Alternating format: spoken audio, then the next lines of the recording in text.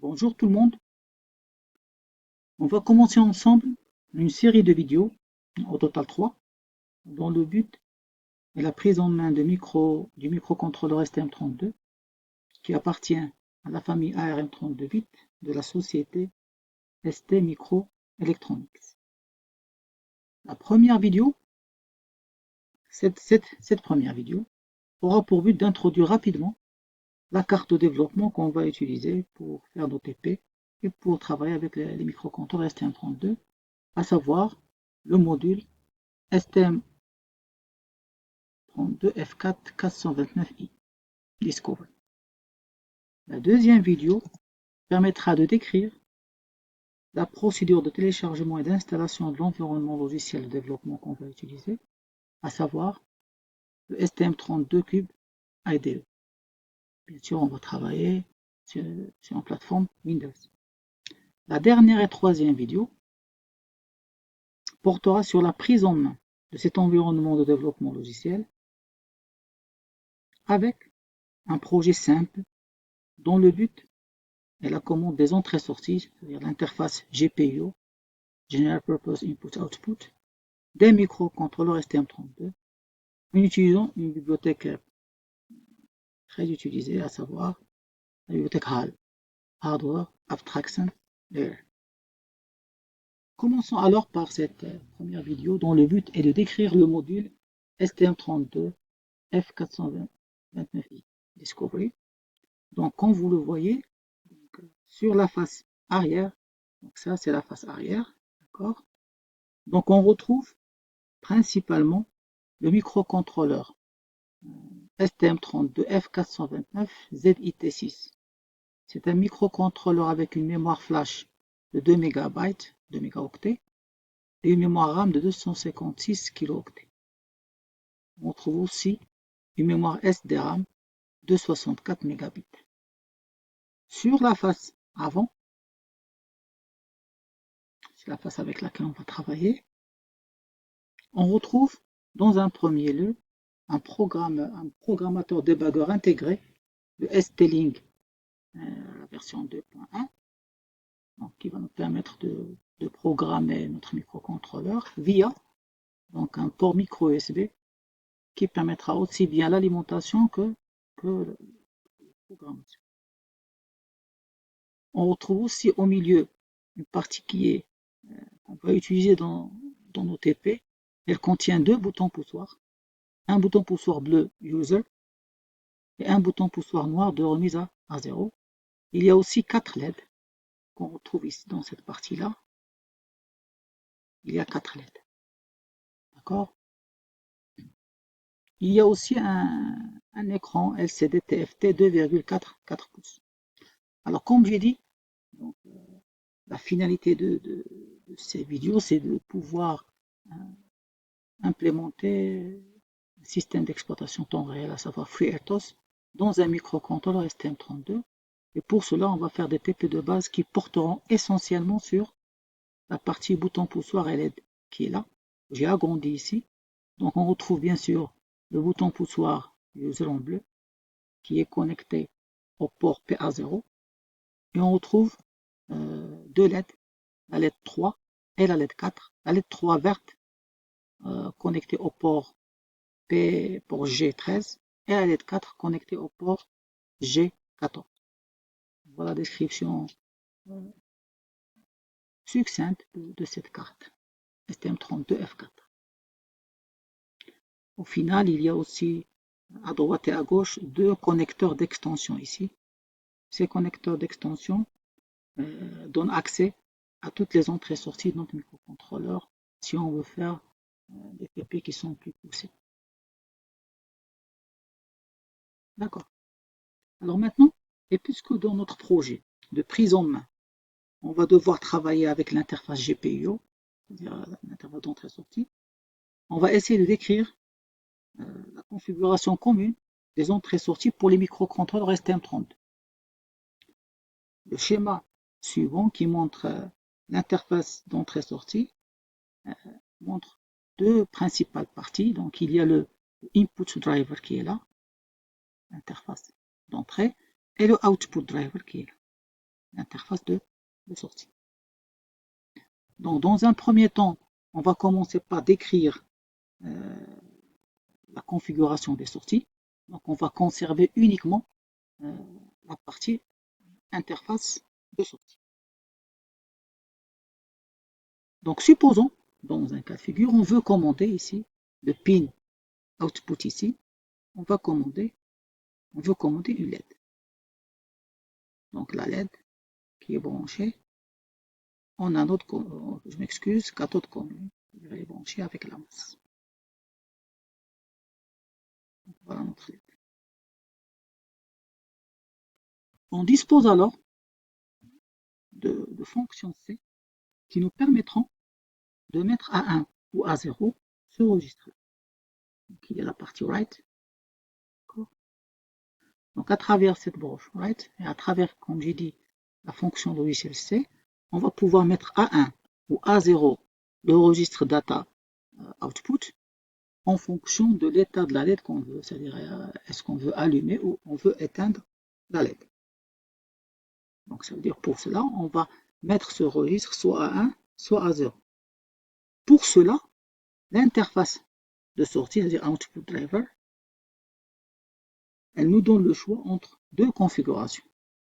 Une configuration push-pull, voilà, une configuration push-pull qui fait intervenir deux transistors PMOS et NMOS, et une deuxième configuration open drain, c'est-à-dire drain ouvert. En mode push-pull, on va travailler, et bien sûr ces deux modes, vous allez voir, on va pouvoir les configurer d'une façon logicielle quand on va travailler avec l'environnement de développement logiciel STM32 Cube IDE. Donc supposons qu'on veut allumer cette LED. Donc si on veut allumer la LED, on va mettre à 1 le registre output data. Donc on va mettre à 1 le registre output data ici. Donc automatiquement, la logique de contrôle, qu'est-ce qu'elle va permettre? Elle va permettre d'activer le PMOS, c'est-à-dire de le rendre conducteur, et de désactiver le NMOS. Donc à ce moment-là, qu'est-ce qui va se passer? Donc l'alimentation VDD va permettre d'allumer notre LED. Donc ça, si on met à 1, le registre output data à travers, comme je dis, une fonction C. Maintenant, si on veut éteindre la LED, donc on va mettre ce registre à 0. Alors la logique de contrôle, qu'est-ce qu'elle va faire? Elle va désactiver le PMOS et activer le NMOS.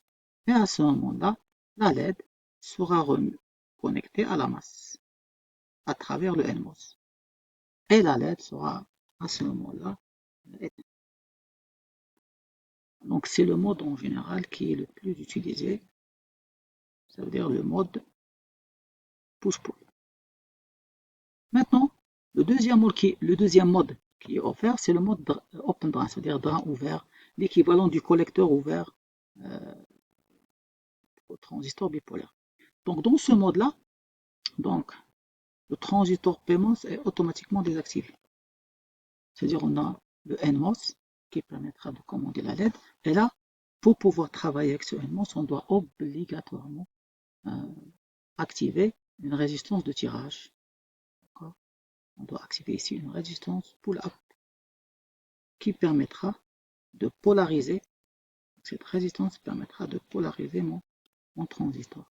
Donc ça, c'est le mode drain ouvert qui nécessite pour son fonctionnement l'ajout d'une résistance de tirage. Donc, en général, nous, on va travailler en mode push-pull. D'accord. Donc ça concerne l'interface de sortie. En plus de ça, qu'est-ce qu'elle offre à la suite de ça? On a la possibilité d'activer ou de désactiver des résistances de pull-up ici ou de pull-down. C'est-à-dire on peut les activer et désactiver de façon logicielle. Donc par exemple dans le cas de la configuration Open Drain, on peut activer le mode drain ouvert et en même temps activer la résistance pull-up. Et à la fin, on propose des diodes de protection pour protéger la sortie. Donc ça, c'est la configuration des sorties. Donc, le résumé, on va se rappeler, nous, quand on aura à configurer une sortie, on nous donnera le choix de, premièrement, choisir le mode, soit push-pull, soit open-drain. Deuxièmement, choisir d'activer ou désactiver les résistances pull-up et pull-down. Bien sûr, si on choisit le push-pull, il n'y a plus lieu de travailler avec les résistances pull-up ou pull-down. D'accord. Ça, c'est pour les interfaces, la configuration des sorties. Maintenant, pour la configuration de l'entrée, donc on va conserver uniquement la partie input driver. Le but c'est de mettre A1 ou A0 ce registre, le registre data input, en fonction de l'état du pin d'entrée, qui est maintenant configuré en entrée.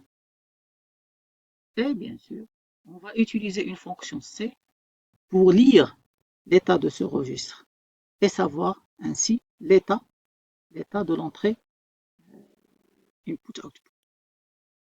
Donc on remarque bien que ce driver, il est principalement axé autour d'un trigger de Schmitt, qui est représenté ici, ce trigger de Schmitt, qui est aussi appelé un comparateur à deux seuils, dont le but est d'éliminer le bruit qui peut accompagner le signal à l'entrée.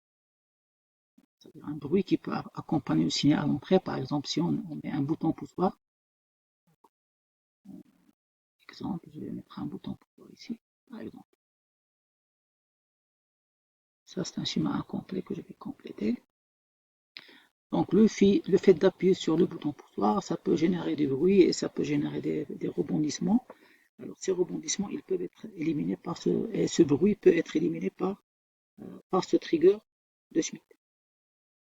Donc, là, on remarque, supposons dans le cas du bouton poussoir, on remarque qu'il y a quelque chose qui manque à ce bouton poussoir pour fonctionner.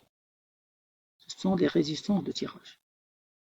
Pourquoi? Parce que si tu utilises un bouton poussoir comme celui-là, donc quand le bouton poussoir n'est pas appuyé, donc on ne pourra pas connaître l'état de input parce que la broche elle est en l'air. Donc on doit ajouter, à ce moment-là, par exemple, j'ajoute une résistance de tirage avec VDD. Et là, pour cette résistance de tirage, dans ce cas-là, donc si le bouton poussoir n'est pas appuyé, donc si le bouton poussoir ce bouton poussoir n'est pas appuyé, donc il y a le VDD qui va passer ici à travers le trigger de Schmitt. Il y a ici le 1 qui va être sauvegardé.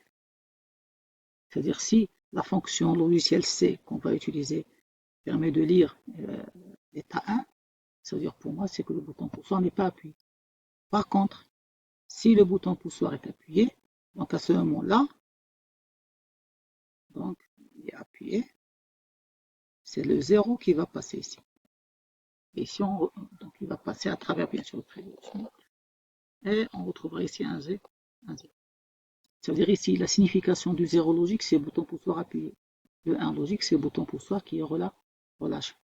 Sachant qu'on peut changer cette signification tout simplement en changeant le brochage. Par exemple ici, au lieu d'utiliser une résistance de pull-up, on va utiliser une résistance de pull-down. Donc on va brancher le bouton poussoir cette fois avec VDD et ajouter une résistance pull-down. Et là, quand le bouton poussoir n'est pas appuyé, c'est la masse qui va passer.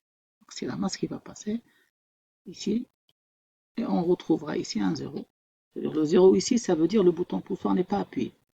Et le 1, ça veut dire qu'il soit appuyé. C'est-à-dire la signification du 0 et du 1, c'est-à-dire qu'on va lire ici, la signification dépendra bien sûr du branchement. Est-ce que le bouton poussoir a été branché avec une résistance pull-up et pull-down? Bien sûr, on a ici, comme le cas de l'interface de sortie, on a la possibilité d'activer ou de désactiver les résistances pull-up et pull-down. Donc, ça nous permet d'éviter d'ajouter une résistance externe. C'est-à-dire, si je veux utiliser un bouton poussoir avec pull-up, je n'ai qu'à brancher uniquement le bouton poussoir ici, avec la masse, SS.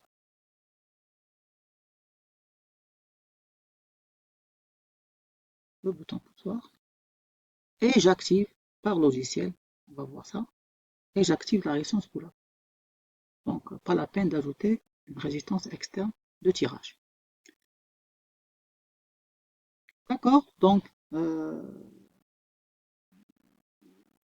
arrive à la fin de cette première vidéo qui a été consacrée à la description matérielle du module STM32F429 et des interfaces GPIO, qui sont matérielles, purement matérielles. Dans la prochaine vidéo, on va attaquer l'environnement de développement logiciel qui va être utilisé bien sûr pour la programmation de ce module. Donc, merci de votre attention.